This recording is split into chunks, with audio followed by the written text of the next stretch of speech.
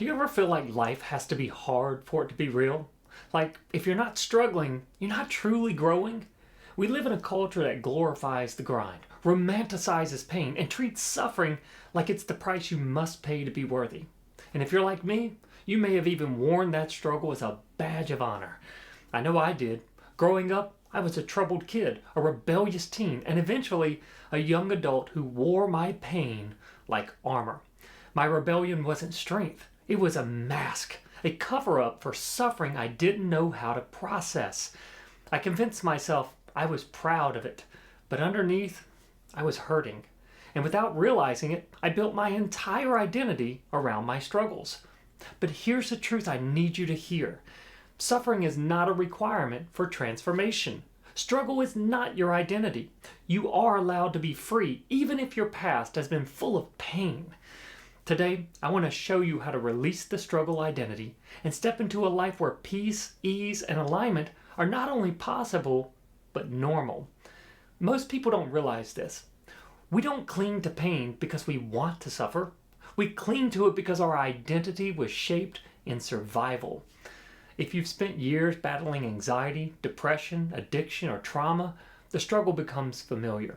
And what's familiar starts to feel safe, even when it's painful. That's why so many people secretly fear healing. It's not the healing itself they fear. It's the question, who will I be without the struggle that shaped me? Now, at first that might sound strange, maybe even crazy. Who in their right mind would rather stay in the struggle than get out? But here's the truth. It's far more common than you think. Because your brain isn't wired to chase freedom. It's wired to chase safety. And safety, to the brain, doesn't always mean peace. It often means familiar. The brain would rather live in familiar pain than risk stepping into the unknown. Think about it from the brain's perspective. The unknown could hold an even greater threat or possibility of struggle and pain than what it currently knows how to interact with. And right now, it doesn't know how to prepare for or possibly even deal with that. So, the brain would rather you stay where you are than face that possibility. I've seen it in my clients, and I've lived it myself. Without the constant fight, I felt naked, exposed, like I didn't know who I was anymore. And as strange as it sounds, that was far more threatening than continuing to experience the pain I was used to. But here's the truth. Your worth isn't tied to how much you suffer. Your identity isn't built on how much you can endure. Once you see that, once you really let that in, you open the door to real freedom. The struggle identity has a voice. It whispers things like, nothing comes easy for me. If it doesn't hurt, it's not real. I don't know how to function when things are good. And I'll be honest with you, I lived by those lines. For years, I wore rebellion like a crown. On the outside, it looked like defiance, strength, even pride. But here's the truth. My rebellion wasn't power. It was overcompensation. It was me saying, if I'm going to hurt, at least I'll be the one in control of that pain. That's what overcompensation really is. It's the mask we wear when we don't know how to face our wounds. It's the armor we build when vulnerability feels unsafe. And over time, the mask gets so heavy, we start believing it's who we really are. Maybe you've done the same. Maybe your struggle identity was passed down generationally, watching your parents or grandparents glorify the grind because they didn't know another way. Maybe it was reinforced by trauma, the belief that suffering was your permanent address. Or maybe it was simply repeated so many times in your own mind that it became the story you lived with. But here's the good news. An identity built in survival can be unlearned. You don't have to keep proving your worth through pain. You don't have to keep overcompensating to cover up what hurts. And you don't have to keep pretending the mask is your face. Because the truth is, the mask isn't you. The struggle isn't you. The pain isn't you. You are the one underneath it all. The self that doesn't need struggle to feel alive. Remember this. Struggle is a habit of identity. You don't break it once. You replace it over and over until ease feels safe. Let's make this practical. Here are 5 simple steps you can use to help you release the identity struggle. That can be done even in the middle of a messy day. Step 1, recognize the belief that keeps you married to the struggle. We can't change what we refuse to name. So start here. Notice the story you tell yourself about the struggle. Maybe it sounds like, nothing comes easy for me. Or, if it doesn't hurt, it isn't real. Or, good things never last. Don't fight the story, just witness it. When it shows up in your day, say, there you are. That simple acknowledgement loosens its grip. And if you're in a busy morning or a stressful commute, you don't need a journal or a meditation cushion. Just breathe once, put a quiet label on what you're thinking, and add one new sentence. I used to believe this because I had to survive. Today, I'm allowed to choose differently. Survival wrote that line. Freedom can write the next one. Step 2, give your nervous system permission to feel safe in ease. If you grew up in chaos, calm can feel suspicious. Peace can feel like the setup before the punchline. That's not you being broken, that's your body remembering.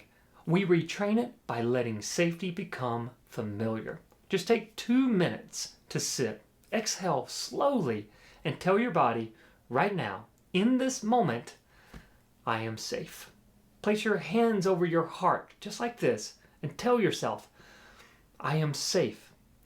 If stillness makes you jumpy, that's okay. Walk slowly down the hall. Sip warm water. Stare out a window. Let ordinary moments become gentle evidence that life doesn't have to be on fire to be meaningful. Ease is not laziness. Ease is your system unlearning an old alarm. Step 3, shift the narrative from proving through pain to growing through truth. The struggle identity loves to put you on trial. Work harder, bleed more, then you'll be worthy. But that is not truth. That's conditioning. We're going to replace it with language your subconscious can actually live with. Try this. I don't need pain to validate my progress. I grow through presence, honesty, and aligned action. Say it out loud, especially in the exact moment you feel the pull to overdo, overgive, or overcompensate. If that feels awkward, perfect. New language always feels strange at first. The same way new shoes feel stiff.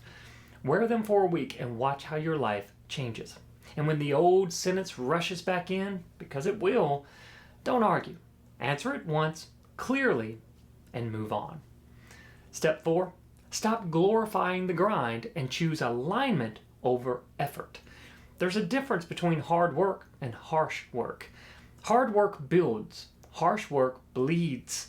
Ask yourself during the day, am I doing this because it's aligned or because it's hard? If it's aligned, you'll feel a quiet steadiness, even when the task is demanding. If it's harsh, you'll feel that old edge, proving, defending, bracing. When you catch that edge, make a small pivot. Take a 5-minute reset. Delegate one piece. Say one clean no. Trade a performance grind task for a meaningful step that actually moves the needle. Alignment doesn't mean easy. It means truthful. And truth, over time, is lighter to carry than performance. Step 5, anchor in your empowered identity and live as the you who no longer needs struggle. This is where we integrate. Picture the you who doesn't wear pain like a badge. How do they speak to themselves? How do they make choices? What do they no longer apologize for? Give that version of you a single daily action, small, clear, and repeatable. Maybe it's a 2-minute breath before emails. Maybe it's having tough conversations without aggression or collapse. Maybe it's going for a walk instead of picking a fight with your own mind. End your day by asking, where did I act from my empowered self today? Name one place. Then ask, where did the struggle identity try to run the show? Name that too, without judgment, and choose one adjustment for tomorrow. We're not chasing perfection. We're building identity through repetition. If all you did this week was recognize the belief, give your body permission to feel safe, shift one sentence, choose alignment once a day, and finish each night with a 2-question check-in, You would feel the ground move under your feet. Not because you muscled your way out of pain, but because you stopped needing pain to prove you're worthy. That's how the struggle identity loses its job. And that's how freedom becomes your new normal. When I talk about the struggle identity, I'm not speaking from theory. I'm speaking from experience. For a long time, struggle wasn't just something I went through. It was the air I breathed. I woke up with it. I went to bed with it. Anxiety, depression, obsessive thoughts, even moments where life felt so heavy that I questioned whether it was worth living. That weight shaped me. And because I didn't know how to release it, I let it define me. I remember being a teenager and convincing myself that my rebellion was power. I wore it like armor, pretending I didn't care what happened to me or what anyone thought. But the truth was, I cared too much. I was desperate to be seen, to be understood, to feel like I mattered. That rebellion wasn't strength. It was a shield. It was me saying, if life's going to hurt me anyway, I'll beat it to the punch. But here's the thing. A shield can protect you, but it can't free you. And the longer I hid behind mine, the heavier it became. What finally started to shift everything for me wasn't some huge external event. It was the realization that the identity I was clinging to was built on pain, not truth. And no matter how strong I pretended to be, I was still at war with myself. That realization cracked something open. I began to see that struggle wasn't who I was. It was what I had survived. And the man underneath, the real me, didn't need the mask anymore. That's why I do this work. Because I know what it feels like to be consumed by an identity built on pain. And I also know the freedom of discovering the self that's been buried underneath it all along. So here's my challenge to you. The next time you feel the pull to prove yourself through pain, the next time you hear that voice whisper, if it doesn't hurt, it's not real, I want you to pause. I want you to ask yourself, am I living from my empowered self or from the struggle identity that I've outgrown? Because every moment is a choice to repeat the mask or to reveal the truth, a choice to live as the struggler or to step into the person who no longer needs to struggle to feel alive. The question isn't, are you ready to change your life forever? That's overwhelming. The real question is, am I willing to take one aligned step today toward living without the mask? Because the truth is, that one step matters more than you know. If this message hit home for you, if you're tired of carrying the weight of struggle and you're ready to release it, I want to invite you to take the next step. You've got two options. First, grab a free copy of my book, Fight Back. It's not a theory. It's a blueprint of the exact steps I use to break free from the patterns that once defined me. You can find it in the link in the description.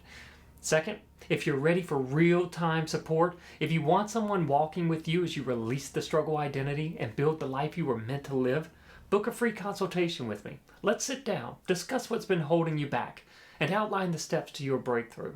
You'll find that link in the description as well. You don't have to keep wearing the struggle as your identity. You don't have to keep proving your worth through pain. This is your permission and your opportunity to start living as the person who's already free. I'm Mike Oglesbee, and I can tell you from my own life, the struggle isn't who you are.